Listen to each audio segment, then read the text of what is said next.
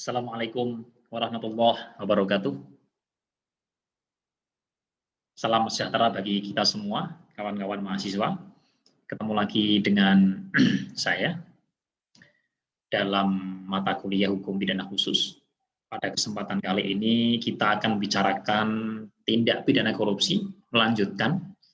Kalau yang kemarin kita sudah bicara tentang apa itu pengertian tindak pidana korupsi, kemudian dasar hukum tindak pidana korupsi, kemudian sampai ke dalam ranah akibat. Jadi apa akibat buruk atau dampak dari tindak pidana korupsi yang dilakukan oleh seseorang terhadap beberapa pihak sangat luar biasa. Makanya tindak pidana korupsi disebut sebagai extraordinary crime, suatu tindak pidana yang sangat luar biasa karena akibatnya juga sangat luar biasa.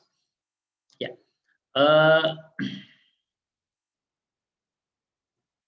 Kita langsung saja, kita akan melanjutkan, yaitu membicarakan ini, ya, sampai, nah, kita akan membicarakan tentang teori penyebab korupsi.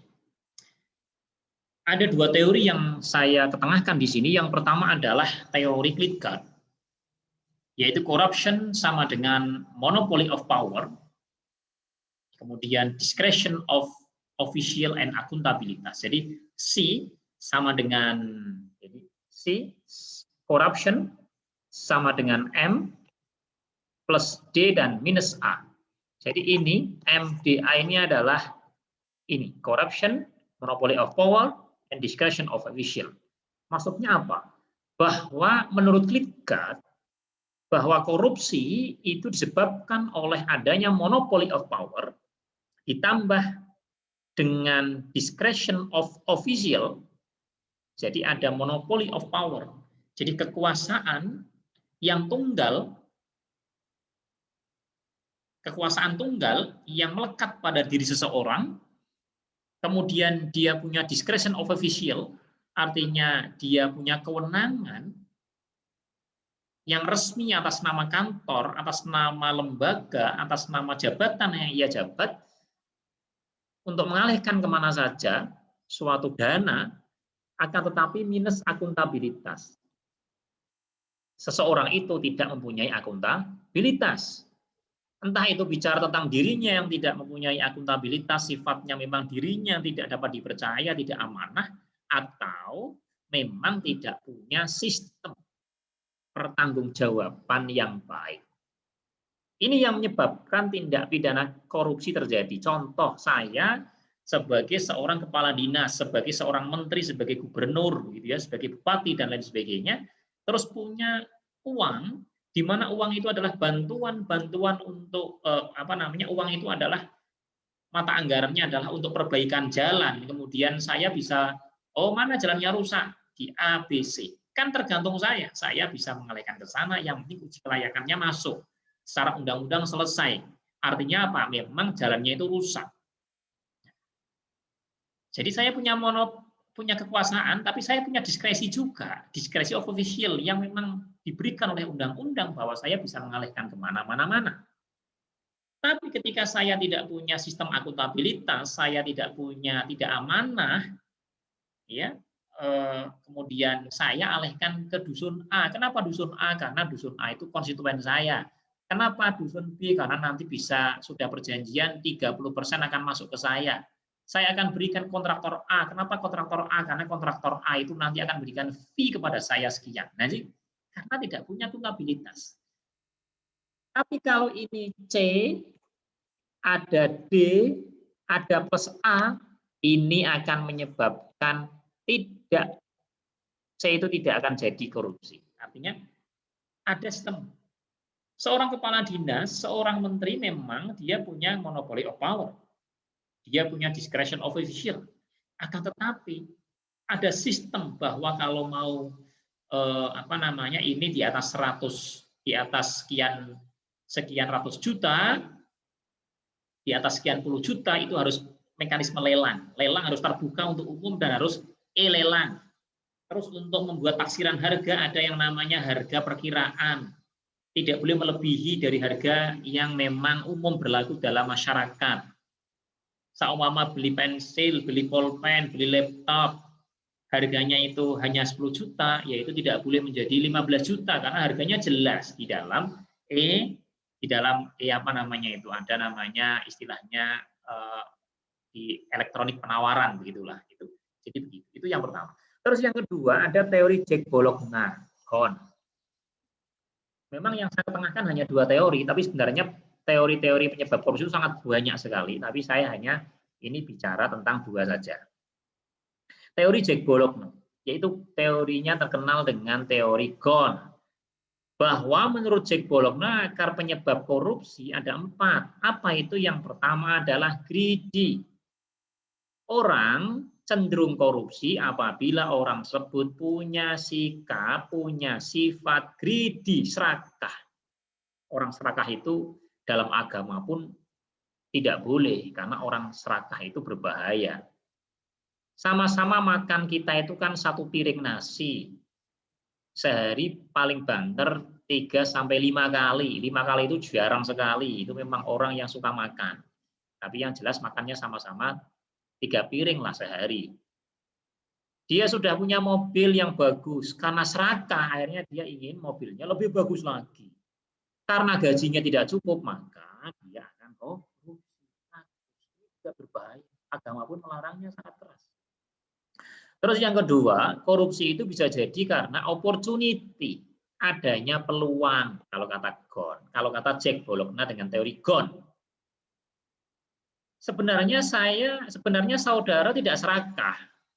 Sebenarnya orang ini tidak serakah, akan tetapi dia megang uang dan tidak ada yang ngawasi sehingga punya peluang. Oleh karena itu apa? Dia korupsi. Ya, itu menyebabkan korupsi. Atau karena need, kebutuhan. Kebutuhan bermacam-macam. Saya yakin sekarang kalau kebutuhannya hanya soal makan, tidak korupsi. Ini paling nanti mencuri sama. Bisa jadi mencuri, ya. Tapi bukan korupsi. Tapi kalau korupsi ini adalah kan kejahatan luar biasa. Kebutuhannya sudah lifestyle. Sudah lifestyle. Kebutuhannya lifestyle.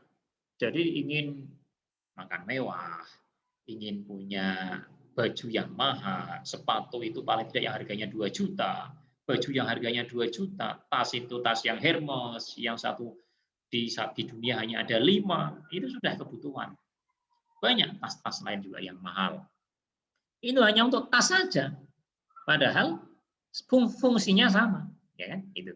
Ini kebutuhan. Maka kebutuhan atau kebutuhan pengakuan, ingin diakui sebagai seorang yang sangat baik, maka dia membagi uang banyak pihak, tapi karena membagi uangnya bukan karena ikhlas, akhirnya dia korupsi untuk menopang kebutuhan pembagian uang itu, kebutuhan dirinya. Kemudian ada expose, tidak menjerahkan. Ini lagi-lagi menurut Jack Bologna adalah kenapa korupsi terjadi? Karena hukumannya tidak menjerahkan. Expose, tidak menjerahkan. Ini bisa terlihat, coba saya ingin bandingkan orang yang telah melakukan korupsi di Indonesia dengan orang yang telah melakukan korupsi di Cina. Ini mohon maaf, ini artinya kita membandingkan saja. Bagaimana ekspresi, ini saya ambil dari internet, bagaimana ekspresi koruptor di Indonesia dan ekspresi koruptor di Cina. Yang bawah itu adalah saling ketawa, tapi yang atas itu luar biasa. Ini hanya gambaran. Tapi ini beberapa orang yang melakukan korupsi yang bawah orang Indonesia ini sudah selesai semua, alhamdulillah. Oleh karena itu hak-haknya juga harus dikembalikan lagi. Artinya apa? Beliau itu sudah gentle, melakukan tindak pidana korupsi, terus akhirnya apa? Dipidana dan sudah selesai. Sehingga mudah-mudahan resosialisasinya berhasil dan menjadi di masyarakat yang menjadi warga masyarakat yang baik dan ke depan tidak akan ada korupsi kembali. Ini hanya untuk menjelaskan bahwa ekspresinya sangat berbeda, sehingga seakan-akan tidak menjerahkan dan yang di atas menjerahkan. Ini orang Cina itu bingung sekali kalau korupsi itu nanti pidananya mati. Nah, mereka stres sehingga pada sepaneng semua. Ya. Oke. Selanjutnya, kawan-kawan semua, kita akan beralih ke dalam sejarah pengaturan tindak pidana korupsi. Bisa dibaca. Tindak pidana korupsi itu sebenarnya pernah diatur di KUHP. Ada di dalam pasal 209, 210, 387. Coba saudara buka KUHP-nya. Pasal 209 ini tentang memberi suap. Ini kan mengilhami, ya kan? Ini kan memang delik-delik tindak pidana korupsi sebenarnya. Terus muncul peraturan penguasa militer tahun 57 sampai bawah, dan yang terakhir adalah diatur dengan ini ada mulai undang-undang lagi, itu Undang-Undang Nomor 3 tahun 71 tentang tipikor, kemudian ada Undang-Undang Nomor 31 tahun 99 tentang pemberantasan tindak pidana korupsi, dan Undang-Undang Nomor 20 tahun 2001 tentang perubahan atas Undang-Undang 3199. Ini tentang tindak pidana pemberantasan tindak pidana korupsi, gitu ya. Nah, ada beberapa hal terkait ini perubahan. Mengapa tindak pidana korupsi ini perubahan, artinya dari Undang-Undang Nomor 20 tahun 2001, dari Undang-Undang 31 tahun 99 menuju Undang-Undang 20 2001 itu ada beberapa perubahan. Perubahan yang pertama apa? Bahwa satu perumusan pasal langsung menyebutkan unsurnya, tidak lagi mengacu KUHP. Sekarang coba saudara buka pasal 5, pasal 6, pasal 7, pasal 8 di Undang-Undang 3199. Kemudian saudara baca, ini pasti ada sangkutannya dengan pasal-pasal dalam KUHP. Yang ditinggikan hanya apa? Yang ditinggikan hanya pidananya. Kalau KUHP barang siapa dengan sengaja melanggar pasal 209 maka sekian. Kalau KUHP kan berbeda. Silakan saja dibuka. Ini saudara sambil saya jelaskan begini, saudara sambil buka. Kalau saya suruh buka, saudara buka undang-undangnya. Saudara dilihat KUHP-nya. Saudara lihat Undang-Undang 31-nya. Saudara lihat Undang-Undang Nomor 20-nya, begitu ya. Dilihat. Ini coba 209. Ini kan persis. Kemudian yang kedua, apa perbedaannya adalah di dalam Undang-Undang 20 2001 itu langsung mencabut pasal 209, kemudian 210, 387, 388 sampai 435 ini dicabut.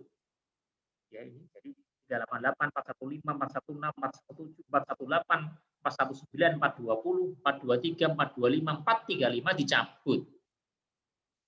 Sehingga karena kenapa dicabut?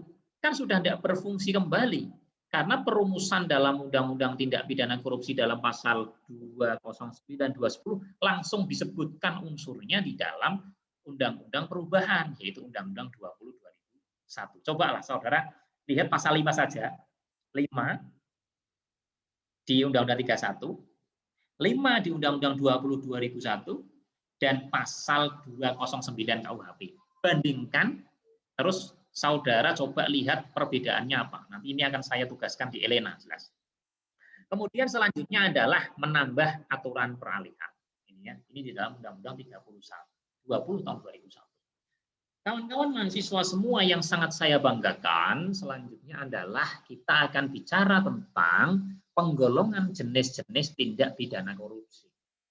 Kalau saudara lihat di dalam Undang-Undang Nomor 31 tahun 99, junto Undang-Undang Nomor 20 tahun 2001, itu jelas bahwa tindak pidana korupsi digolongkan menjadi dua. Yang pertama adalah tindak pidana korupsi itu sendiri, yaitu dalam pasal 2 sampai pasal 20, dan selanjutnya adalah tindak pidana lain yang berkaitan dengan tindak pidana korupsi. Tugas mandiri yang harus saudara lakukan adalah baca Undang-Undang Tindak Pidana Korupsi dari pasal 1 sampai akhir.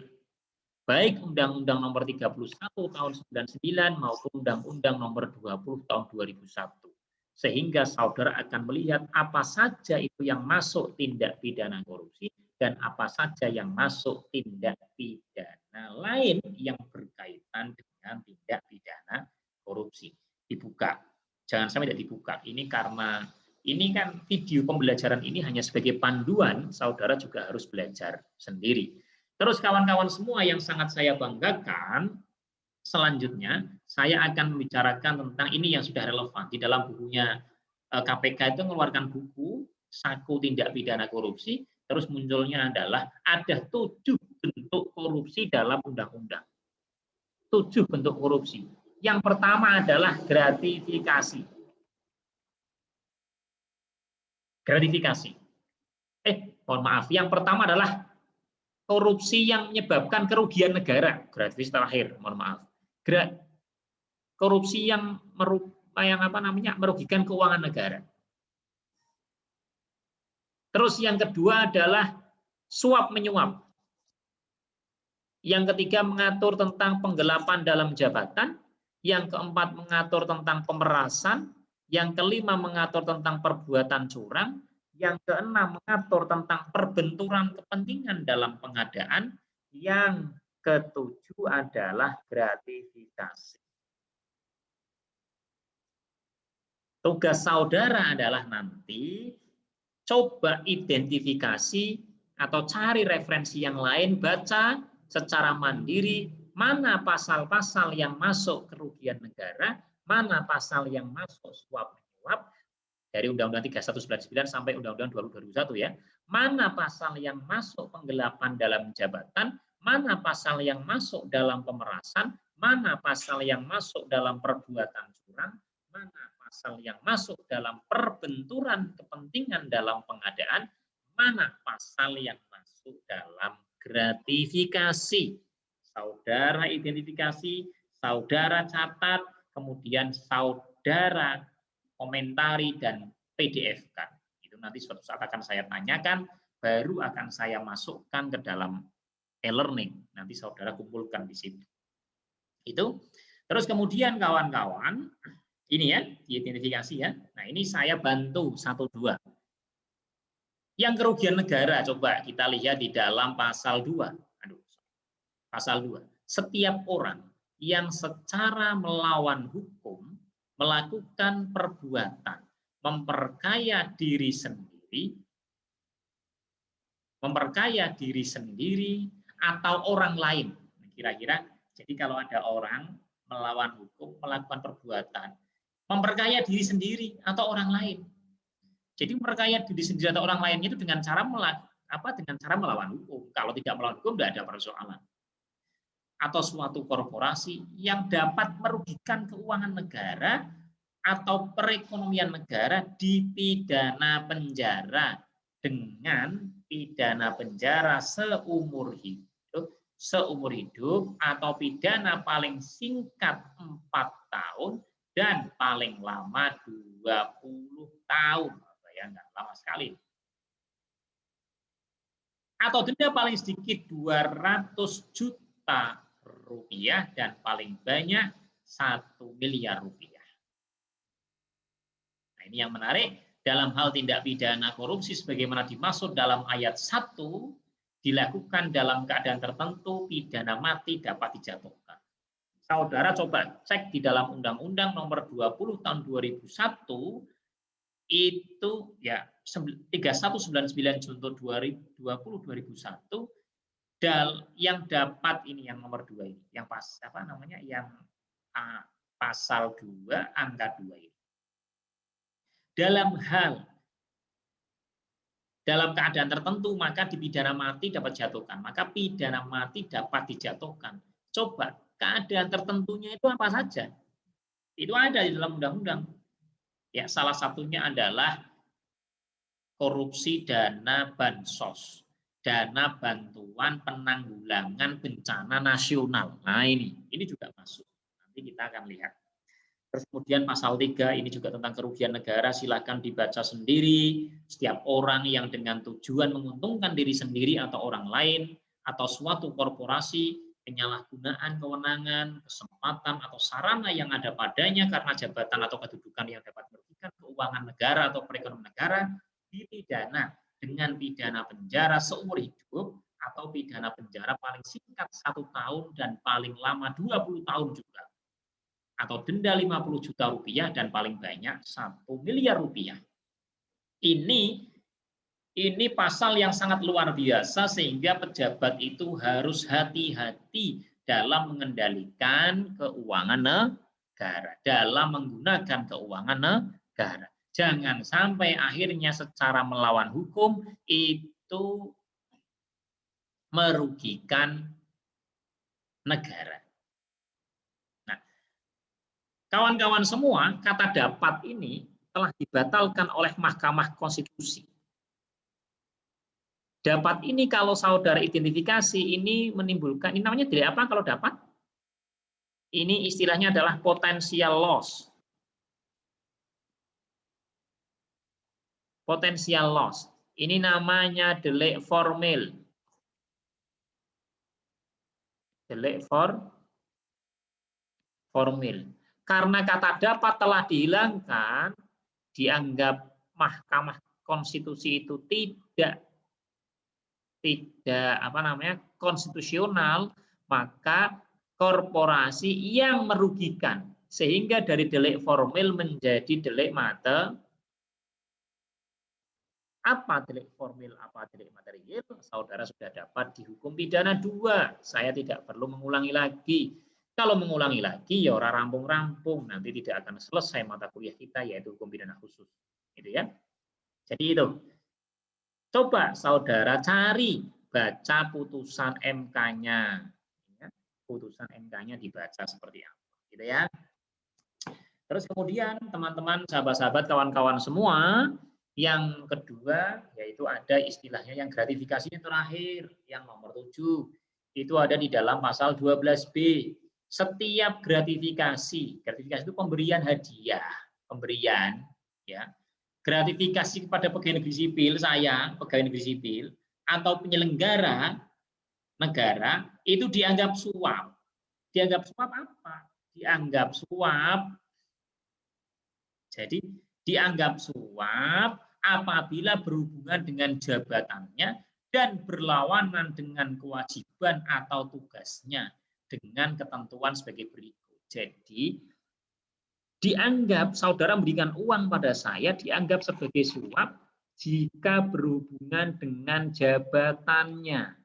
Saya sebagai dosen, kira-kira saudara memberikan uang pada saya karena saya adalah pembimbing saudara. Ini kan repot. Atau karena saya adalah dosen saudara. Kalau tidak pembimbing saudara, tidak diberi uang. Ini kan berhubungan dengan jabatannya. Dan yang berlawanan dengan kewajiban atau tugasnya. Artinya apa? Artinya ketika saya diberi uang itu nanti akan berlawanan dengan kewajibannya. Ya kan? Dengan ketentuan sebagai berikut. Ya artinya nanti kan kalau saya diberi uang, saya pasti akan mengutamakan saudara. Ini kan berlawanan dengan kewajiban. Harusnya saya itu wajibnya itu adalah membimbing saudara dengan yang sama, tidak boleh pilih kasih dan lain sebagainya. Ini kan menyebabkan ini nanti berlawanan dengan kewajiban atau tugasnya, kan begitu ya. Kemudian yang nilainya berapa? 10 juta rupiah. Tapi ketentuannya sebagai berikut. Apabila pemberian itu nilainya itu 10 juta rupiah atau lebih, pembuktian gratifikasinya itu bukan merupakan suap oleh penerima gratifikasi. Jadi pegawai negeri saya yang akan apa namanya? Yang akan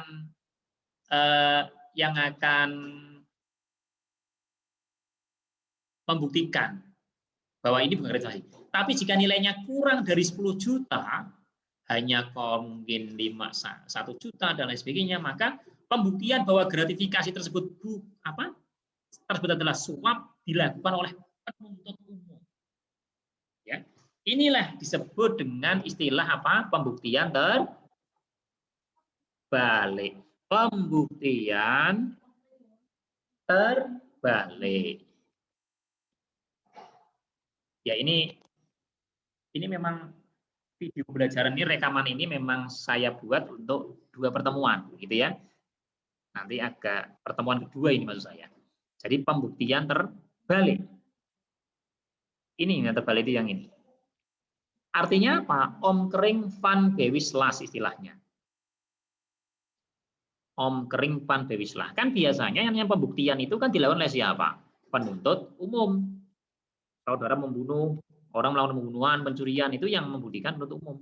Tapi kalau itu gratifikasi, kok nilainya itu 10 juta atau lebih, maka dibuktikan oleh penerima gratifikasi. Ayo, Kalau betul-betul itu gratifikasi, silakan buktikan dari mana uang yang saudara dapatkan. Oh, saya dapat dari warisan. Nah, sehingga itu bukan gratifikasi. Kalau itu kurang dari 10 juta, hanya 5 juta, 1 juta, maka penuntut umum yang membuktikan. Kemudian, pidana bagi pegawai negeri atau penyelenggara negara, sebagaimana dimaksud dalam ayat 1 adalah pidana penjara seumur hidup atau pidana penjara paling sedikit 4 tahun dan paling lama 20 tahun dan pidana denda paling sedikit 200 juta rupiah dan paling banyak 1 miliar. Jadi begitu ya. Hati-hati bagi saudara nanti kalau jadi pegawai negeri sipil atau jadi pejabat jangan sampai menerima gratifikasi. Nah, gitu. Ya. Selanjutnya, silahkan nanti saudara bisa bisa pelajari kembali tadi dari dari pasal berapa tadi, dari pasal ini, dari 7 inilah sampai nanti gratifikasi, ya. Nanti masih ada pasal-pasal yang lain, silahkan diidentifikasi seperti tadi. Oke, kawan-kawan semua. Selanjutnya saya akan membicarakan tentang undang-undang tentang undang-undang ini, Undang-Undang 31 tahun 99. Ada hal-hal khusus yang menyimpang dari Undang-Undang korupsi. Jadi dulu saya pernah bilang bahwa belajar tindak pidana khusus itu harus bisa mengidentifikasi adalah hal-hal yang menyimpang. Hal-hal yang khusus. Yang khusus itu menyimpang. Artinya menyimpang dari KUHP. Apakah boleh? Boleh dong. Kan saudara bisa lihat di dalam pasal 103. Ada sanksi minimal khusus. Coba di dalam Undang-Undang Tindak Pidana Korupsi ada sanksi minimal khusus. Di dalam KUHP apakah ada? Ada apa tidak? Tidak ada. Itu. Kemudian korporasi sebagai pelaku tindak pidana. Nah, ini di dalam Undang-Undang Tindak Pidana Korupsi dikenal. Tapi di KUHP bagaimana? KUHP hanya mengenal apa? Naturlik person. Naturlik person itu apa? Hanya orang, tidak mengenal korporasi sebagai pelaku tindak pidana. Dan denda untuk korporasi ditambah sepertiga. Di KUHP ya tidak ada denda korporasi. Wong di KUHP tidak mengenal korporasi. Kemudian di dalam tindak pidana korupsi, percobaan, pembantuan untuk melakukan tipikor pasal 2, 3, 5, sampai 14, ancaman pidananya sama dengan ancaman pidana dalam pasal tersebut. Kalau di KUHP, percobaan pembantuan berapa pidananya? Ya, rata-rata dikurangi sepertiga atau 2/3-nya. Di dalam pasal 54, itu ya, pasal 53, 54, kemudian ada dalam pasal 56, 57, 58 sampai pasal di dalam pasal 60 itu bagaimana tentang pembantuan. Itu hal-hal yang menyimpang. Terus ada yang menarik lagi di dalam Undang-Undang Tindak Pidana Korupsi itu pidana tambahan selain pasal 10 KUHP itu ada perampasan barang bergerak yang berwujud yang tidak berwujud. Kalau di KUHP pidana tambahan ada berapa? 3. Silakan dicek. Ini tambahannya 2. Ini ya. Itu hal-hal yang menyimpang. Nah, kemudian kawan-kawan yang sangat saya banggakan, ada penutupan seluruh sebagian perusahaan, ada pencabutan seluruh dan lain sebagainya. Terus kemudian yang selanjutnya adalah salah satu kekhususannya ada sistem pembuktian terbalik. Tadi saya sudah katakan. Kalau di KUHP bagaimana KUHP? Berimbang ya. Di KUHP itu adalah pembuktian oleh JPU. Kalau di tindak pidana korupsi, pembuktian bisa juga dilakukan oleh siapa ini? Oleh si pelaku tindak pidana. Terus di dalam tindak pidana korupsi di Undang-Undang Tipikor itu KPK itu dapat bertindak sebagai penyelidik, penyidik, dan penuntut umum. Kalau di Undang-Undang Umum, Hukum Pidana Umum, KUHP dan KUHAP, maka penyelidik dan penyidik itu siapa? Polisi, penuntut umumnya siapa? JPU. Ini kan hal yang menyimpang, yang khusus. Kemudian perkara dapat diperiksa dan diputus tanpa hadirnya terdakwa. Ada sidang in absentia. Jadi kalau ada seorang korupsi, terus kemudian dia itu korupsi, terus dia itu tidak hadir dalam persidangan, maka sidang boleh diteruskan tanpa hadirnya terdakwa. Tapi kalau di KUHP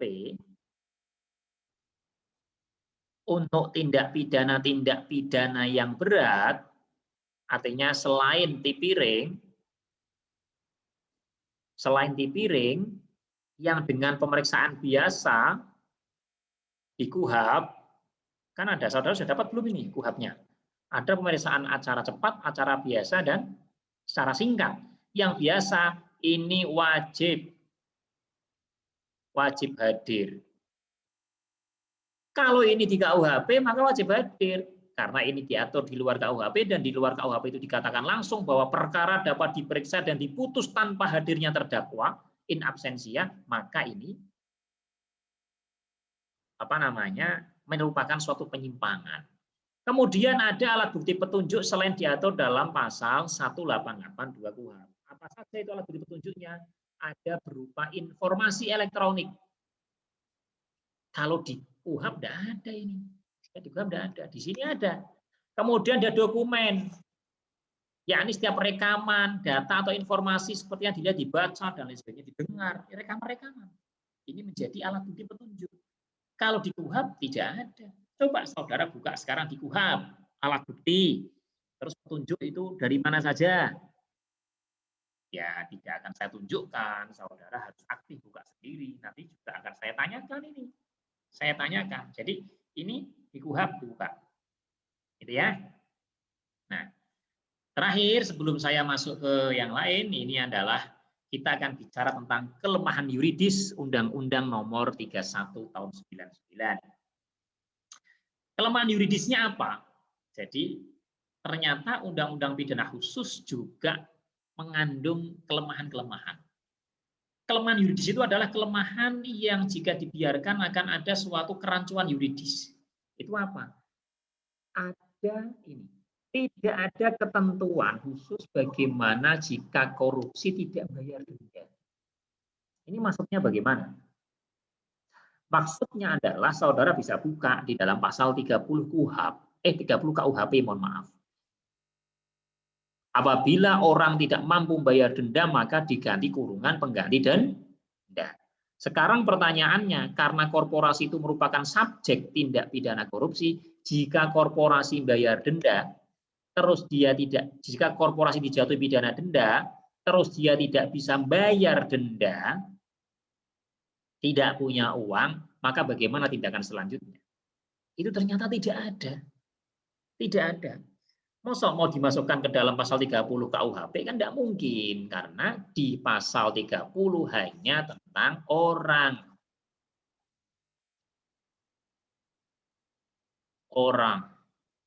Atau apa tadi? Natulik person. Kemudian selanjutnya tidak ada pengaturan tentang tindak pidana setelah tipikor terjadi, misal money laundering, sehingga nanti siapa yang menyelidiki karena ini bersimpangan. Istilahnya apa bersimpangan? Artinya beriringan. Setelah korupsi baru korupsi bisa jadi di TPPU. Jadi begini. Terus tidak ada kualifikasi delik kejahatan maupun pelanggaran. Ini kok dimasalahkan? Ini apakah permasalahan yuridis? Iya. Kenapa demikian? Karena coba saudara lihat. Saudara lihat. Bagaimana daluarsa dari kejahatan dan pelanggaran. Beda apa sama? Beda. Nah, kalau di dalam korupsi tidak dilakukan kualifikasi, tidak dibuat kualifikasi kejahatan maupun pelanggaran, maka berapa daluarsanya penuntutan maupun menjalankan pidana ini menjadi rancu. Untungnya saja pembantuan dan juga percobaan sudah diatur sendiri, kalau tidak rancu lagi, karena yang namanya pembantuan dalam kejahatan itu berbeda dengan pembantuan dalam pelanggaran. Yang terakhir, tidak ada aturan pedoman khusus tentang penerapan sanksi minimal khusus. Ini adalah kelemahan juridis. Jadi kelemahan itu ada yang yuridis, ada yang non yuridis. Kalau yuridis itu akan berakibat, kelemahan ini akan berakibat pada kerancuan yuridis. Kalau yang ini hanya soal kepantasan saja, gitu ya. Ini misalnya itu adalah ini kelemahan yuridis. Efektivitasnya tidak pas. Sebab korupsi sangat kompleks sehingga sangat susah. Saumpama penggunaan hukum pidana dalam penanggulangan kejahatan hanya merupakan kurier asimptom, yaitu pengobatan simptomatik, bukan pengobatan yang kausatif, bukan pengobatan yang ini penyebabnya apa, itu enggak, tapi hanya kalau saudara itu koreng itu tinggal diobati, mari, tapi ternyata dalamnya saudara gatel, diberi obat gatel di luar, sembuh, itulah pengobatan hukum pidana.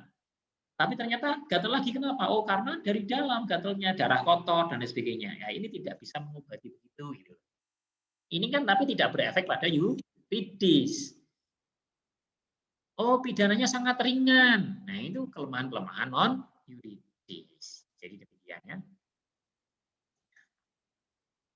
Sistem pidana bersifat fragmentair, individual, personal, tidak bersifat struktural fungsional, sehingga biayanya tinggi dan lain sebagainya. Jadi itu kawan-kawan semua yang dapat saya sampaikan. Nanti silakan pertanyaan bisa diajukan di beberapa forum, baik di WhatsApp maupun di Elena maupun di forum-forum pembelajaran lain.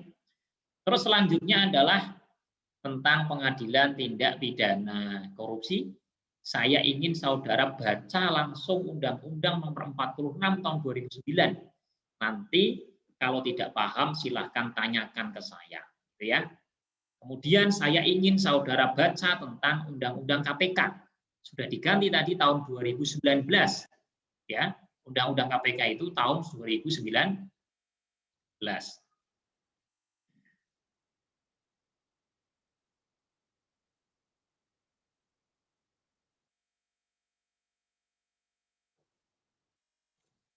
Nah, ini semua dipelajari lagi, semuanya dari awal sampai akhir, ya.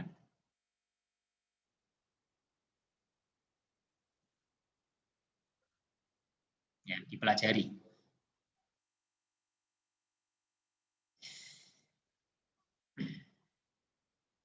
Dipelajari lagi ya, Undang-Undang tentang KPK, Undang-Undang tentang Pengadilan Tindak Pidana Korupsi.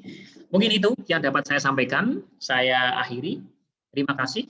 Wallahu muwaffiq ila aqwamit thoriq. Assalamualaikum warahmatullahi wabarakatuh.